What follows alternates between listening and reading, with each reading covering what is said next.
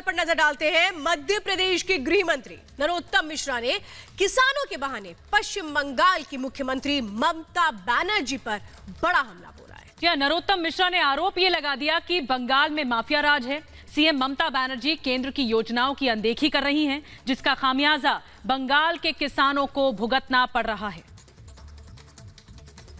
पश्चिम बंगाल के 73 लाख किसानों को प्रधानमंत्री सम्मान निधि नहीं मिल रही है। नड्डा जी यहां आने वाले हैं, वो शुरुआत करने वाले हैं, एक मुट्ठी चावल लेने वाले हैं किसान के घर से, और 24 जनवरी को पूरे पश्चिम बंगाल के किसानों से जो चावल लिया जाएगा उसका पकवान बनाया जाएगा और गरीबों में बांटा जाएगा। पश्चिम बंगाल के किसान को समृद्ध बनाने के लिए भारतीय जनता पार्टी का क्या लक्ष्य? बड़ा लक्ष्य है भारतीय जनता पार्टी का। पश्चिम बंगाल नहीं, देश भर के किसानों के लिए किसान सम्मान निधि प्रधानमंत्री जी ने जारी की। दुर्भाग्य 1 लाख करोड़ राशि में से 1 रुपया भी पश्चिम बंगाल को नहीं आ पाया, सिर्फ ममता बनर्जी की हठधर्मिता से। हमारी मध्य प्रदेश सरकार ने 6,000 में 4,000 और मिला के 10,000 कर दिया, पर इन्हें तो 6,000 ही नहीं आने दिया, तो 10,000 की क्या उम्मीद। प्रधानमंत्री आवास नहीं मिले पश्चिम बंगाल के अंदर। गेहूं खा गए, गेहूं जो लॉकडाउन में स्पेशल गेहूं भेजा था वो खा गए।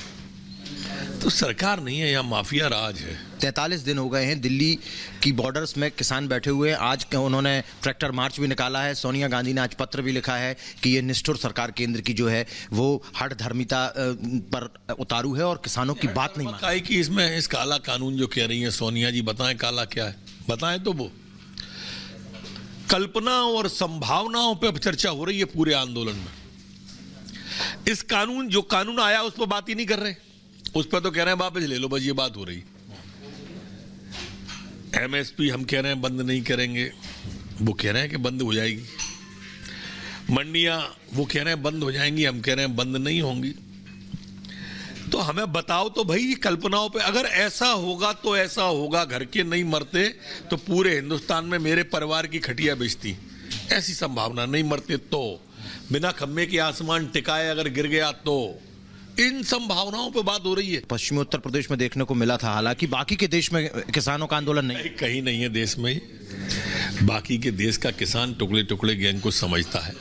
थोड़ा पंजाब के किसानों को और समझ में आ जाए तो कुछ नहीं है इस आंदोलन में। भाई हर बात लगातार 8 दौर की बातचीत हो चली। कल फिर एक बार बातचीत होने वाली है। नहीं, वो कल हो परसों हो, वो ये बात नहीं है। बात सवाल ये है कि सरकार झुकने को तैयार है। प्रधानमंत्री दोनों हाथ जोड़ के शीश झुका के कह रहा है कि क्या चाहते हो बताओ तो, काले कानून में काला क्या है बताओ तो।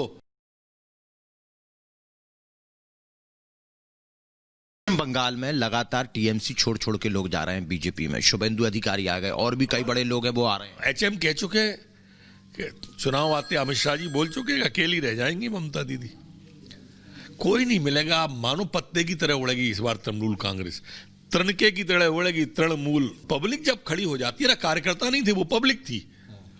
जनता जब खड़ी हो जाती है तो कोई नहीं बचता। देखो लोकसभा में कोई नहीं मान रहा था कि हमारी 18 और 4 सीटें हम बॉर्डर पे हार गए, बिल्कुल किनारे पे आगे डूबे, कि 50% हम लेके आ रहे हैं। अब हम बात आपको बता रहे हैं 80 से 90% भारतीय जनता पार्टी आएगी, कमल का फूल मोदी जी जीतेंगे यहाँ पर। कितनी सीटें आपको लगता है अनुमान? 200 से ऊपर। और आपको जो जिम्मेदारी दी गई जिस क्षेत्र की, उसमें से 50। मैं यूपी का इंचार्ज था जब, तब मैंने यूपी में बोला था 54 सीटों में के 50 आएंगी, तो 52 आई, 2 और ज्यादा आई थी। नहीं, लेकिन सबसे बड़ी चीज एक भी नहीं आई थी। 100% आया था रिजल्ट बुंदेलखंड का, 100। ऐसे ही यहां बोल के जा रहा हूं आप।